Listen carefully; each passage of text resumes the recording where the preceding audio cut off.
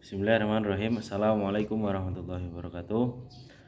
Perkenalkan, nama saya Dimas Rahmawan dari jurusan Pendidikan Bahasa Arab semester 5. Pada kesempatan kali ini saya akan mempresentasikan terhadap proposal pelajaran kuantitatif, di mana di pelajaran ini kita membahas yang namanya proposal yang berjudul pengaruh metode group discussion terhadap pemahaman dalam pembelajaran di era pandemi pada Fakultas Ilmu dan Keguruan Institut Agama Islam Negeri Ponorogo. Nah, di sini saya akan menjelaskan proposal saya, yang mana bahasa itu digunakan untuk kebutuhan khusus yang diperlukan oleh manusia, yang mana dimanfaatkan untuk bertukar informasi dengan manusia lainnya. Nah, bahasa di sini merupakan karunia Allah yang mana dianugerahkan kepada umat manusia sebagai alat bersosial atau sebagai alat berinteraksi antara sesama makhluk hidup. Nah, dan juga bahasa merupakan salah satu alat yang digunakan manusia untuk mengetahui banyak informasi. Dan juga bahasa Arab yaitu mengalami perkembangan sosial yang sangat pesat. Di sini saya akan membahas yang namanya identifikasi masalah, rumusan masalah, tujuan penelitian, manfaat penelitian, telaah hasil penelitian, landasan teori, dan metode penelitian. Yang pertama yaitu identifikasi masalah. Berdasarkan latar belakang masalah yang saya cari, berdasarkan masalah pengidentifikasian masalah dari proposal saya, dapat diungkapkan bahwasanya 1. Kurang efektifnya proses pembelajaran di era pandemi. Dan yang kedua, kurang maksimalnya penyerapan dan pemahaman materi oleh mahasiswa dikarenakan proses pada pembelajaran saat ini dilakukan secara online atau daring. Pembahasan yang kedua yaitu rumusan masalah. Berdasarkan identifikasi tersebut, masalah di atas permasalahan yang diatasi atau dihadapi oleh semua peserta didik, maupun itu murid maupun itu mahasiswa. Kurangnya metode pembelajaran yang dapat diterapkan dalam pembelajaran untuk meningkatkan pemahaman di era pandemi. Nah, jadi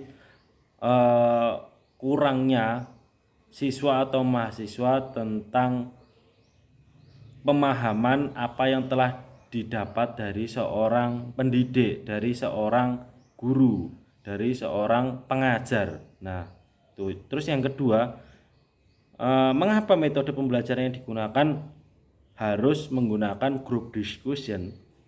Nah, dan yang ketiga yaitu bagaimana pengaruh metode pembelajaran menggunakan metode forum group discussion.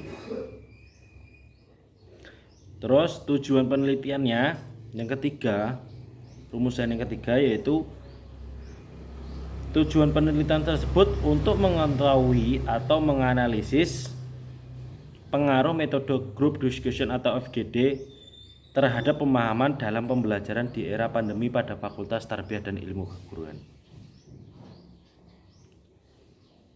Manfaat penelitian. Nah, manfaat penelitian yang pertama yaitu manfaat teoritis. Di sini ada dua, manfaat teoritis dan manfaat bagi mahasiswa dan dosen. Yang pertama yaitu manfaat teoritis ada dua, yaitu sebagai bahan kajian dan referensi guna memperkaya wawasan untuk tujuan pembelajaran. Yang kedua yaitu manfaat praktis. Manfaat praktis digunakan sebagai untuk bagi mahasiswa dan bagi dosen juga. Nah, yang pertama untuk bagi mahasiswa, manfaat praktisnya yaitu sebagai penulis. yang mana dijelaskan sebagai proses mengembangkan diri dan menerapkan ilmu pengetahuan yang telah dipelajari secara online atau daring. Terus, sebagai penerapan pengabdian kepada lembaga pendidikan, meningkatkan kualitas kepenulisan atau literasi, meningkatkan daya analisis terhadap suatu permasalahan yang ada. Manfaat praktis bagi dosen yaitu sebagai bahan referensi dan evaluasi pada proses pembelajaran daring pada era pandemi COVID-19. Kedua yaitu sebagai dorongan agar meningkatkan kepemahaman mahasiswa akan materi yang telah diajarkan tersebut. Nah, sebagai dorongan, guru harus meningkatkan pemahaman siswa yang akan diberi materi yang telah disampaikan oleh pengajar atau dosen atau guru. Selanjutnya yaitu telaah hasil penelitian terdahulu. Metode forum group discussion atau FGD ini merupakan alat alternatif yang dirasa insya Allah mampu untuk menekankan angka ketidakpahaman mahasiswa akan materi yang disampaikan oleh dosen. Secara daring, melalui media pembelajaran online tersebut, pada saat ini kurang efektifnya belajar anak-anak. Kebanyakan anak-anak cenderung main HP, buka aplikasi lainnya selain aplikasi pembelajaran. Landasan teorinya yaitu yang pertama teknik forum group discussion atau FGD. Pengertian fokus group discussion. Pendapat bahwasanya FGD merupakan kegiatan diskusi kelompok yang pelaksananya dilakukan secara bersama-sama kepada sejumlah mahasiswa yang banyak. Jadi FGD ini dilakukan pembelajaran yang mana pembelajaran tersebut itu bersama-sama atau secara berkelompok bareng-bareng.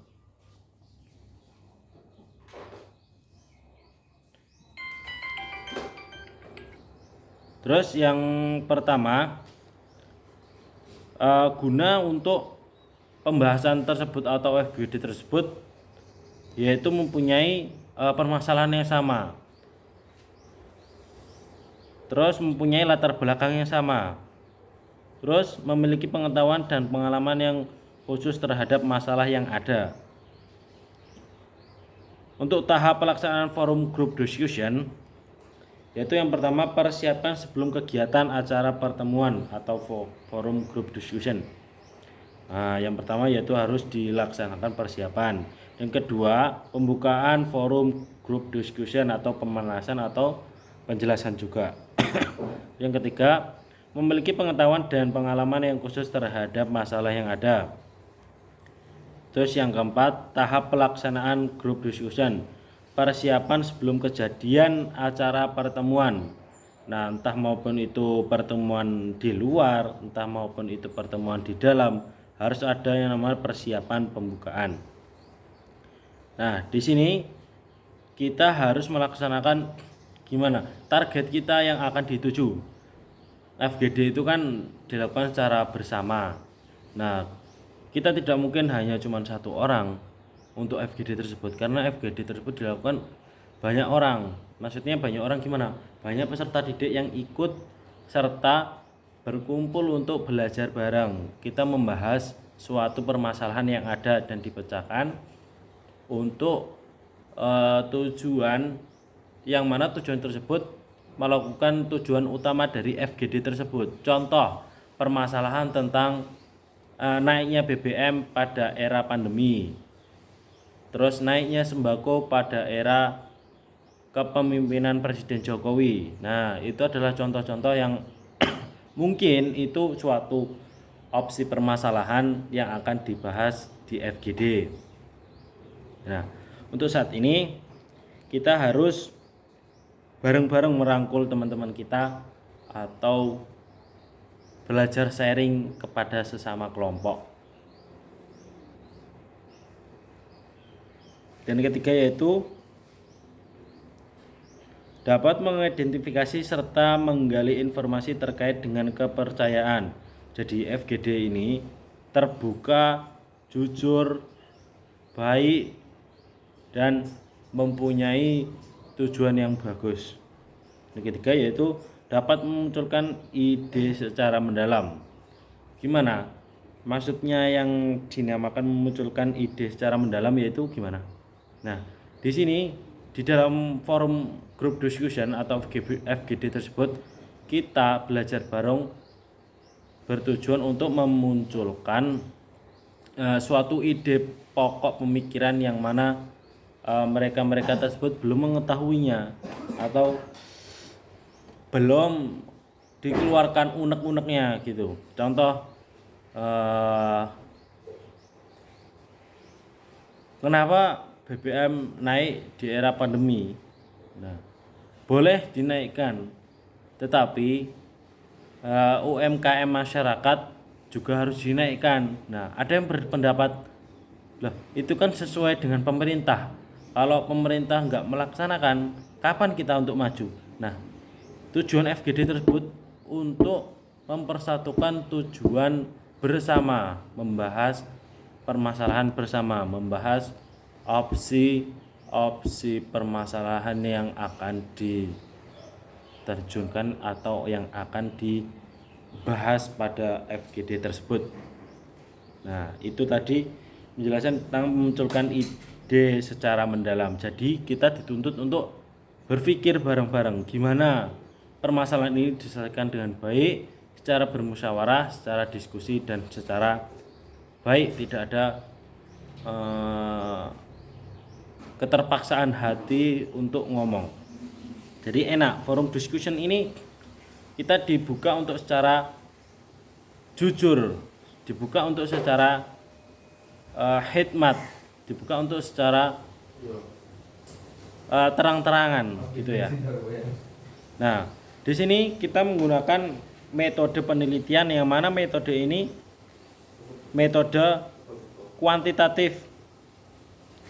Karena penelitian ini disajikan dengan angka-angka. Yang mana penelitian kuantitatif adalah pendekatan penelitian yang banyak dituntut untuk mengolah dan mengungkapkan angka, mulai dari pengumpulan data, penafsiran terhadap data tersebut, serta penampilan hasilnya. Nah, di sini kita dituntut atau kita menggunakan metode tersebut dituntut untuk mengumpulkan data. Nah, serta pembukaan penafsiran terhadap data tersebut dan serta penampilan hasil dari data tersebut.